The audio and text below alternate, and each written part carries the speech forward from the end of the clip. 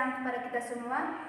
Pada kesempatan ini kami akan mempresentasikan materi menganalisis kesalahan morfologi pada buku-buku bidang non-bahasa. Untuk mempersingkat waktu, terlebih dahulu kami akan memperkenalkan diri. Saya atas nama Yohana Fatima Nelo sebagai moderator dan teman saya Olga Joy Purnama selaku pemateri pertama. Saya Sifuriani Jedia selaku pemateri kedua. Saya Roslin Firmaliatan 5 selaku pemateri ketiga. Saya Justina Trezani pelaku materi keempat. Teman-teman, pada slide kedua ini saya akan menjelaskan tentang latar belakang dari makalah kami. Bahasa merupakan sarana atau komunikasi terpenting yang digunakan oleh manusia. Bahasa juga adalah alat untuk berpikir dan belajar. Adanya bahasa memungkinkan kita untuk berpikir secara abstrak. Kohasasi 2011 halaman 2. Bahasa terbagi lagi menjadi dua, yaitu bahasa lisan dan bahasa tulisan.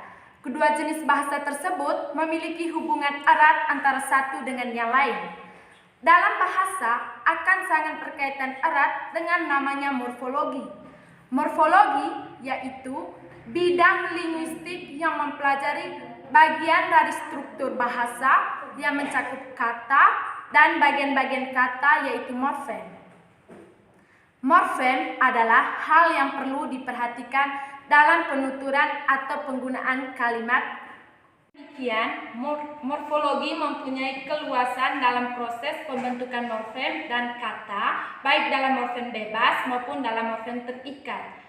Bahasa yang digunakan dalam kehidupan sehari-hari, baik melalui ungkapan maupun dalam bentuk tulisan, masih ditemukan banyak kesalahan terkait dengan morfologi.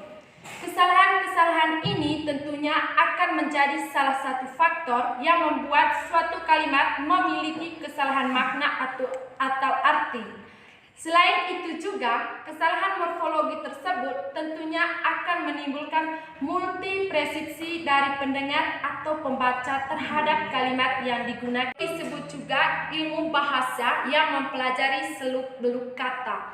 Kira Dalaksana 1984 halaman 129 berpendapat bahwa morfologi yaitu bidang linguistik yang mempelajari morfem.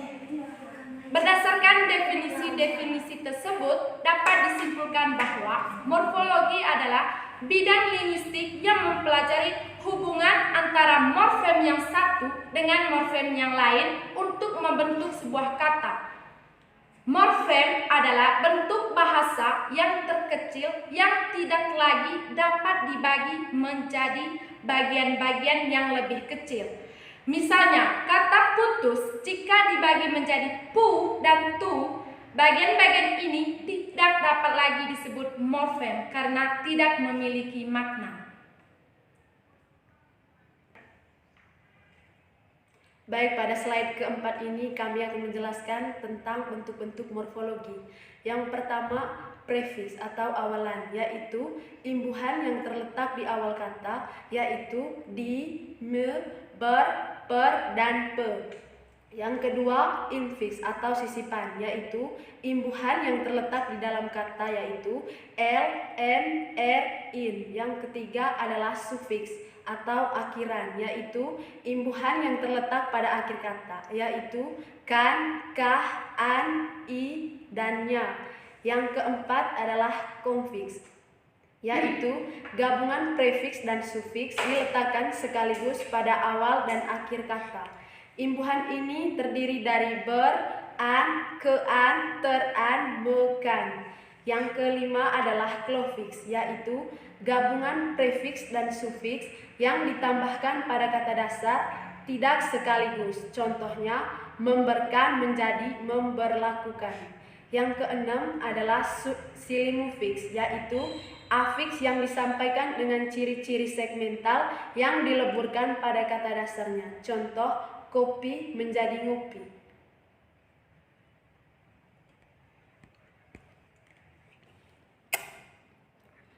Baik, pada slide kelima ini kami akan menjelaskan bentuk kesalahan morfologi pada buku-buku non-bahasa.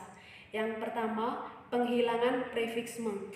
pada buku yang berjudul Resonansi Mata Hati yang kami analisis pada tataran morfologinya dan ditemukan kesalahan karena penghilangan prefiks meng.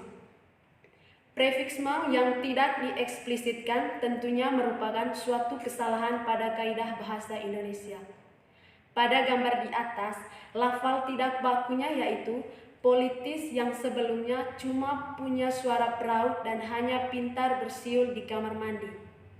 Sedangkan lafal bakunya adalah politis yang sebelumnya cuma mempunyai suara peraut dan hanya pintar bersiul di kamar mandi. 3. Di dalam Kamus Besar Bahasa Indonesia atau KBBI, kata punya merupakan sebuah kata dasar. Jika terletak di dalam sebuah kalimat, maka harus menggunakan prefiks meng agar sesuai dengan kaidah tata bahasa baku. Sehingga kata dasar punya tersebut seharusnya dibuat mempunyai. Di dalam Kamus Besar Bahasa Indonesia, kata mempunyai memiliki makna yaitu mempunyai atau memiliki. Pada slide ke-6 ini saya akan menjelaskan lanjutan kesalahan morfologi pada buku-buku non-bahasa. Yang pertama, penghilangan prefiks ber. Pada buku yang berjudul Resonansi Mata Hati yang kami analisis pada tataran morfologinya dan ditemukan kesalahan karena penghilangan prefiks ber. Prefiks ber yang tidak dieksplisitkan tentunya merupakan kesalahan dalam kaidah bahasa Indonesia.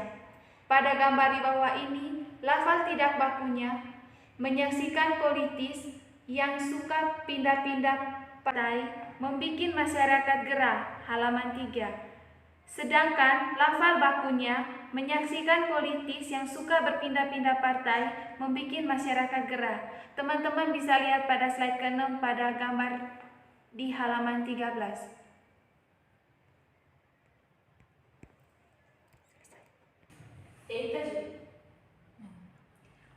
Kata berpindah-pindah memiliki kata dasar pindah. Penggunaan kata pindah dalam kalimat tersebut tidaklah tepat. Seharusnya yang digunakan adalah kata berpindah-pindah karena ia menduduki unsur predikat. Kata unsur predikat harus diberi prefiks ber. Kata berpindah-pindah dalam KBBI memiliki makna berpindah-pindah, menular atau berjangkit. Baik, berikutnya saya akan menjelaskan lanjutan kesalahan morfologi pada buku-buku non-bahasa. Kesalahan yang ketiga yaitu kesalahan penggunaan prefiks di. Pada buku yang berjudul Globalisasi Krisis Pembangunan Berkelanjutan yang kami analisis pada tataran morfologinya dan tidak ditemukan kesalahan cara penulisan prefiks di. Kalimat lafal tidak baku pada kalimat pada gambar di bawah ini adalah di mana perkembangan kebutuhan negara-negara selatan harus diperhatikan secara cukup pada halaman 13. Sedangkan lafal bakunya di mana perkembangan kebutuhan negara-negara selatan harus diperhatikan secara cukup. Teman-teman bisa perhatikan pada gambar halaman 13 di slide 7. Oke.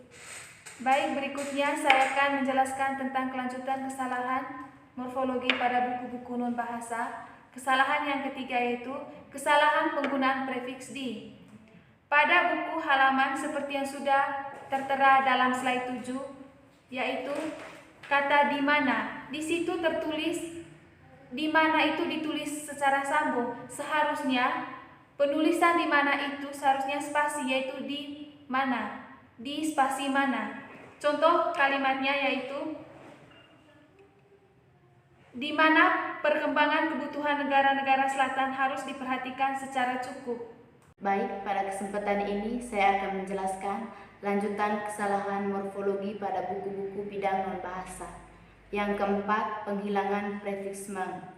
Pada buku yang berjudul Nyalapanyo Tak Terdampakkan, yang kami analisis pada tataran morfologinya dan ditemukan kesalahan penghilangan prefiks meng yang tidak dieksplitiskan tentunya merupakan suatu kesalahan dalam kaidah bahasa Indonesia. Lafal tidak baku pada kalimat pada gambar di bawah ini adalah menyapu dan cuci piring bekas dipakai semalam. sedangkan lafal bakunya menyapu dan mencuci piring bekas dipakai semalam. Di dalam Kamus Besar Bahasa Indonesia, kata cuci merupakan kata dasar. Jika ia terletak di dalam sebuah kalimat, maka ia harus menggunakan prefiks meng agar sesuai dengan kaidah tata bahasa baku. Sehingga kata dasar cuci tersebut seharusnya dibuat mencuci. Di dalam Kamus Besar Bahasa Indonesia, kata mencuci memiliki makna yaitu mencuci atau membersihkan. Teman-teman, pada slide terakhir ini saya akan menjelaskan tentang kesalahan penggunaan prefiks mem. Pada buku yang berjudul Nyala Panyot Tak Terpadamkan, ditemukan kesalahan morfologi karena cara penggunaan prefiks mem yang tidak sesuai dengan kaidah bahasa Indonesia. Nah, teman-teman, kita lihat pada gambar di samping, kata merubah sebenarnya menjadi mengubah karena kata dasarnya adalah ubah. Pada aturan prefiks mem, fonem yang diawali dengan huruf U, prefiks meng tidak berubah bentuk. Kata merubah pada gambar di samping salah, seharusnya mengubah. Terima kasih kepada keempat pemateri pada siang hari ini yang telah memaparkan materinya, dan kami harap makalah kami dapat diterima dan bermanfaat bagi kita semua. Akhir kata, saya ucapkan terima kasih.